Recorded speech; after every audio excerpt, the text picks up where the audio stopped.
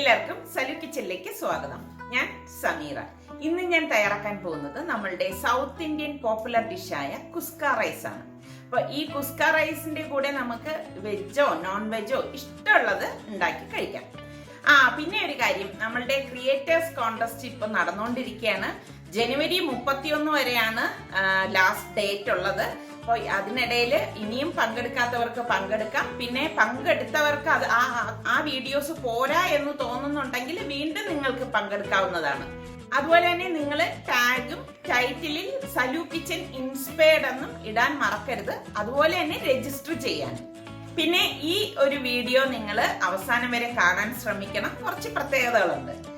അതുപോലെ തന്നെ എൻ്റെ അടുത്ത് ഇന്നലെ ആരോ കമന്റ് ചെയ്തിരുന്നു, നിങ്ങൾ തമ്മിൽ, അതായത് ഈ വരുന്ന ക്രിയേറ്റേഴ്സ് തമ്മിൽ അങ്ങോട്ടും ഇങ്ങോട്ടും സബ്സ്ക്രൈബ് ചെയ്യാൻ വേണ്ടിയിട്ട് ഒന്ന് പറയണേന്ന്. ഇപ്പൊ എനിക്ക് നിങ്ങളുടെ അടുത്ത് പറയാനേ പറ്റത്തുള്ളൂ. നിങ്ങൾ എല്ലാവരും ഒന്ന് അങ്ങോട്ടും ഇങ്ങോട്ടും ഒക്കെ ഒന്ന് സബ്സ്ക്രൈബ് ചെയ്ത് ഓരോരുത്തരെ ഒന്ന് മുന്നോട്ട് കൊണ്ടുവരിക. അപ്പൊ നമുക്ക് എങ്ങനെയാണ് ഈ കുസ്ക റൈസ് തയ്യാറാക്കുന്നതെന്ന് നോക്കാം. ഈ കുസ്ക റൈസ് ഉണ്ടാക്കാൻ വേണ്ടിയിട്ട് ഞാനിവിടെ 250 ml കപ്പിൽ 3 കപ്പ് സെല്ല റൈസാണ് എടുത്തിരിക്കുന്നത്. അപ്പോൾ ഇത് നന്നായിട്ടൊന്ന് കഴുകിയിട്ട് കുറച്ചധികം വെള്ളം ഒഴിച്ചിട്ട് 15 മിനിറ്റ് ഇത് കുതിരാനായിട്ട് മാറ്റി വെക്കാം. റൈസ് ഞാനിവിടെ നന്നായിട്ട് കഴുകിയിട്ട് ഇതുപോലെ വെള്ളം ഒഴിച്ച് വെച്ചിട്ടുണ്ട്. അപ്പം ഈ സമയം നമുക്ക് ഇതിലേക്കുള്ള മസാല തയ്യാറാക്കാം. നമ്മൾ ഈ കുസ്ക റൈസിൻ്റെ മസാല തയ്യാറാക്കാൻ വേണ്ടിയിട്ട് ഞാനിവിടെ 7 ചുവന്നുള്ളി എടുത്തിട്ടുണ്ട്. അതുപോലെ തന്നെ ഒരു ഉണ്ട വെളുത്തുള്ളി, അപ്പോൾ ഒരു 10-20 അല്ലി വെളുത്തുള്ളി വരും, ചെറുതാണ് കേട്ടോ. പിന്നെ 3 പച്ചമുളക്, ഇതുപോലെ ഒരു പീസ് ഇഞ്ചി, പകുതി ടൊമാറ്റോ, ഇത്ര എടുത്തിട്ടുണ്ട്. അപ്പൊ നമുക്കിനി ഇത് എങ്ങനെയാണ് റെഡിയാക്കുന്നത് നോക്കാം. ഞാനിവിടെ ഒരു ഇരുമ്പ് ചട്ടി എടുത്തിട്ടുണ്ട്. ഇതിലേക്ക് ഞാൻ 2 ടേബിൾ സ്പൂൺ ഓയിൽ ഒഴിച്ചു കൊടുക്കണം. ഓയിൽ ചൂടാകുമ്പോഴേക്ക് ഞാനിവിടെ ഒരു 4 ഗ്രാമ്പും 2 അത്യാവശ്യം വലിപ്പമുള്ള 2 പീസ് പട്ടയും, മെയ്സ് ഇതുപോലെ ഒരെണ്ണവും, പിന്നെ 2 ഏലക്കായും എടുത്തിട്ടുണ്ട്. അപ്പൊ ഇത് ഇത്രയും ഈ എണ്ണയിലേക്ക് ഇട്ട് കൊടുക്കാം. ഇതോടൊപ്പം തന്നെ നമുക്ക് ഈ വെളുത്തുള്ളിയും ചെറിയ ചുവന്നുള്ളിയും പച്ചമുളക് മുറിച്ചിട്ടതും ഇഞ്ചിയും കൂടി ഇട്ട് കൊടുക്കാം. തക്കാളി കുറച്ച് കഴിഞ്ഞിട്ടേ നമ്മൾ ഇതിലേക്ക് ഇട്ട് കൊടുക്കാം.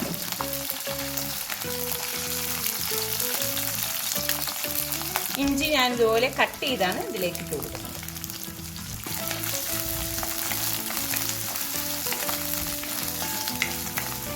നന്നായിട്ടൊന്ന് വഴറ്റി കൊടുക്കണം.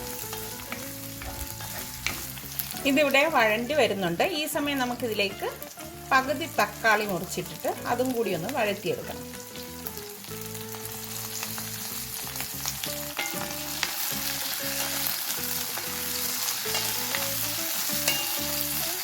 തക്കാളി ഇതുപോലെ ഒന്ന് വഴണ്ടി വരുമ്പോഴേക്കും ഞാനിവിടെ ഒരു പിടി പുതിനയിലയും അതുപോലെ തന്നെ മല്ലിയിലയും ഒരു പിടി എടുത്തിട്ടുണ്ട്. അപ്പോൾ അത് ചെറുതായിട്ടൊന്ന് കട്ട് ചെയ്തിലേക്ക് ഇട്ട് കൊടുക്കാം.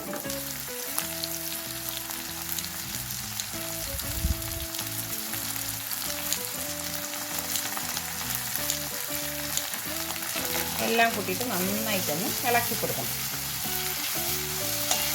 ശരിക്കും ഇപ്പം തന്നെ നല്ല ഒരു മണം വരുന്നുണ്ട് കേട്ടോ. ഇത്രയും മതിയാകും. ഇനി നമുക്കിത് ഗ്യാസ് ഓഫ് ചെയ്തിട്ട് നന്നായിട്ട് തണുക്കാൻ വയ്ക്കാം. തണുത്ത ശേഷം ഇത് മിക്സിയുടെ ജാറിലിട്ട് വെള്ളം ചേർക്കാതെ നന്നായിട്ടൊന്ന് അരച്ചെടുക്കണം. ഇതിവിടെ നന്നായിട്ട് തണുത്തിട്ടുണ്ട്. അപ്പം ഞാൻ ഇനി ഇത് മിക്സിയുടെ ജാറിലേക്ക് ഇട്ടിട്ട് അരച്ചെടുക്കാൻ പോവാണ്. ഞാനിവിടെ അരച്ചെടുത്തിട്ടുണ്ട്. അപ്പം ഇനി ഇത് മാറ്റി വെക്കാം. നമുക്ക് ഈ റൈസ് തയ്യാറാക്കാൻ വേണ്ടിയിട്ട് ഒരു പാൻ അടുപ്പത്ത് വെച്ച് ചൂടാകുമ്പോഴേക്ക് ഞാൻ ഇതിലേക്ക് 2 ടേബിൾ സ്പൂൺ നെയ്യ് ഒഴിച്ചു കൊടുക്കുകയാണ്. ഞാനിവിടെ ലോഡ്ജിൻ്റെ കാസ്റ്റേൻ്റെ ഒരു പാനാണ് അടുപ്പത്ത് വെച്ചിരിക്കുന്നത്. ഇതിലേക്ക് ഞാനിവിടെ ഒരു സവാള സ്ലൈസ് ചെയ്തെടുത്തിട്ടുണ്ട്. ഈ സവാള ഇട്ട് വഴറ്റി കൊടുക്കാം. സവാള ഒന്ന് വഴണ്ട് വരുമ്പോഴേക്കും ഞാനിവിടെ 3 പച്ചമുളക് എടുത്തിട്ടുണ്ട്. ഏത് പച്ചമുളക് വേണമെങ്കിലും എടുക്കാം. അപ്പം ഞാനിവിടെ തൊണ്ടമുളകാണ് എടുത്തിരിക്കുന്നത്. ഞെട്ടോടുകൂടി തന്നെ ഈ 3 ഇട്ടിട്ട് ഇളക്കി കൊടുക്കും. നമ്മൾ പച്ചമുളകും ചേർത്ത് ഇതുപോലെ ഒന്ന് വാടി തുടങ്ങുമ്പോഴേക്ക് നമുക്കിതിലേക്ക് പൊടികൾ ഇട്ട് കൊടുക്കാം. ഞാനിതിലേക്ക് 2 ടേബിൾ സ്പൂൺ കാശ്മീരി ചില്ലി പൗഡറും 1 ടീസ്പൂൺ മഞ്ഞൾപ്പൊടിയും 3/4 ടീസ്പൂൺ ഗരം മസാല പൊടിയും റൈസിനും കൂടി ചേർത്തുള്ള ഉപ്പും കൂടിയിട്ട് ഇതെല്ലാം കൂട്ടിയിട്ടൊന്ന് ഇളക്കി കൊടുക്കാം.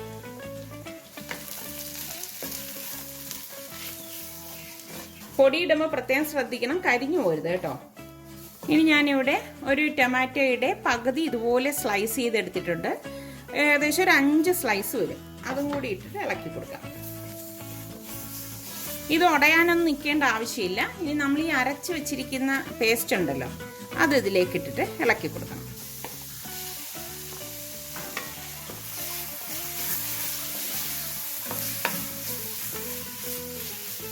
ഇതിവിടെ വഴണ്ടി വന്നിട്ടുണ്ട്. അപ്പോൾ ഈ സമയം ഞാനിവിടെ 1/2 കപ്പ് തൈര് എടുത്തിട്ടുണ്ട്. ഈ തൈരും കൂടി ഇട്ടിട്ട് ഇളക്കി കൊടുക്കണം.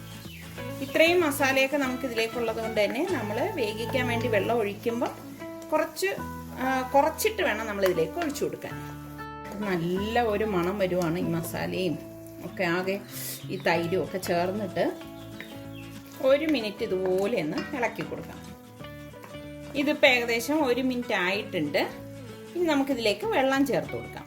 ഞാൻ 3 കപ്പ് റൈസിന് 5 കപ്പ് വെള്ളമാണ് ഇതിലേക്ക് ഒഴിച്ചു കൊടുക്കുന്നത്. ബാക്കി 1 കപ്പ് ഈ മസാലയൊക്കെ ഉണ്ടല്ലോ. നല്ലതുപോലെ ഇളക്കി കൊടുത്തിട്ട് ഉപ്പൊക്കെ പാകത്തിനുണ്ടോ എന്ന് നോക്കണം. ഉപ്പ് കുറവാണെങ്കിൽ ഈ സമയം നമ്മൾ ഉപ്പിട്ട് കൊടുക്കണം. ഇനി ഇത് അടച്ചു വെച്ചിട്ട് ഈ വെള്ളം നന്നായിട്ട് വെട്ടി തിളയ്ക്കുമ്പോഴാണ് നമ്മൾ ഇതിലേക്ക് റൈസ് ഇട്ട് കൊടുക്കുന്നത്. നമുക്കിതിൻ്റെ അടപ്പൊന്ന് തുറന്ന് നോക്കാം. കണ്ടോ, വെള്ളം ഇവിടെ തിളച്ച് വന്നിട്ടുണ്ട്. നന്നായിട്ടൊന്ന് ഇളക്കി കൊടുക്കാം. കുറച്ച് സ്പൈസി ആയിട്ടുള്ള ഒരു റൈസാണ് ഈ കുസ്ക റൈസ് കേട്ടോ. ഇനി നമുക്ക് കഴുകി ഡ്രെയിൻ ചെയ്ത് വെച്ചിരിക്കുന്ന അരി ഇതിലേക്ക് ഇട്ട് കൊടുക്കാം. നന്നായിട്ടൊന്ന് ഇളക്കി വെച്ചിട്ട് മൂടി വെച്ച് നമുക്കിത് വേവിച്ചെടുക്കാം.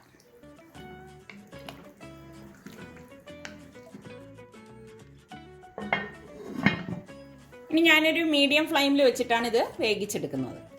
ഇപ്പം നമ്മൾ വെച്ചിട്ടൊരു 10 മിനിറ്റ് കഴിഞ്ഞിട്ടുണ്ട്. ഞാൻ ഇതിൻ്റെ അടപ്പൊന്ന് മാറ്റി നോക്കുകയാണ്. കുറച്ചുകൂടി വെള്ളം ഇനി വറ്റാനുണ്ട്. അപ്പം ഞാൻ ഇനി ജസ്റ്റ് ഇതൊന്ന് ഇളക്കി കൊടുക്കാം. ഉണ്ടോ, കുറച്ച് വെള്ളം കൂടെ ഇനി വറ്റാനുള്ളൂ. നന്നായിട്ടൊന്ന് ഇളക്കി കൊടുക്കാം. ഇളക്കി കൊടുക്കുമ്പോൾ റൈസ് പൊടിഞ്ഞു പോയിരിക്കാൻ പ്രത്യേകം ശ്രദ്ധിക്കണം കേട്ടോ. ഇപ്പം നമ്മൾ വെള്ളം കുറച്ചിട്ടല്ലേ വെച്ചിരിക്കുന്നത്. അപ്പം അതുകൊണ്ട് തന്നെ ഇത് കുഴഞ്ഞു പോകത്തില്ല. ഇതുപോലെ ഒന്ന് ഇളക്കിയിട്ട് വീണ്ടും ഒന്ന് ലെവൽ ചെയ്ത് മൂടി വെച്ചിട്ട് നമുക്ക് ഈ വെള്ളം എല്ലാം വറ്റിച്ച് വേവിച്ചെടുക്കാം. കുറച്ച് വേഗ് മാത്രമേ ഉള്ളൂ ഇതിൽ.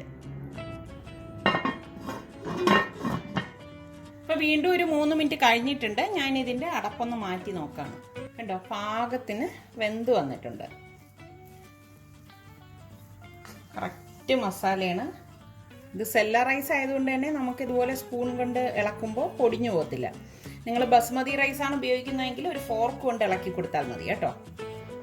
അപ്പം നമുക്കിത് ചൂടോടെ തന്നെ സെർവിങ് ഡിഷിലേക്ക് മാറ്റാം. കണ്ടോ, എല്ലാം പാകത്തിന് റെഡിയായി വന്നിട്ടുണ്ട്. ഒട്ടും കുഴയോ ഒന്നും ചെയ്തിട്ടില്ല.